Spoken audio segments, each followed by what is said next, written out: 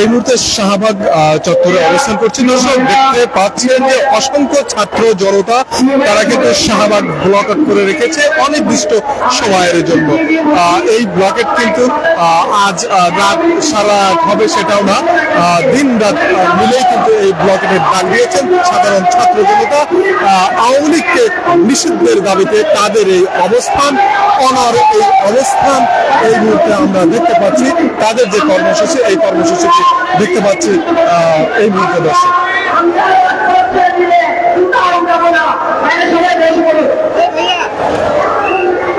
ভাই আমরা দিয়ে সময় বলতে চাই, আমরা আজকে এইটুকু আইন থাকবো কিনা জানি না।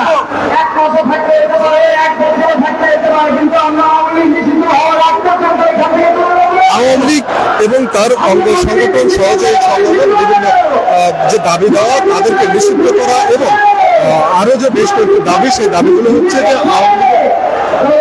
আওয়ামী লীগের যে বেশ কিছু নেতা নেতৃবৃন্দ তাদেরকে গ্রেপ্তারের দাবি এবং তারা যেন অনায়াসে দেশের বাইরে পালাতে না পারে, সেই বিভিন্ন দাবিগুলো নিয়েই কিন্তু শাহবাগ ব্লকের অবস্থান কর্মসূচি আমরা ইতিমধ্যে দেখতে পাচ্ছি।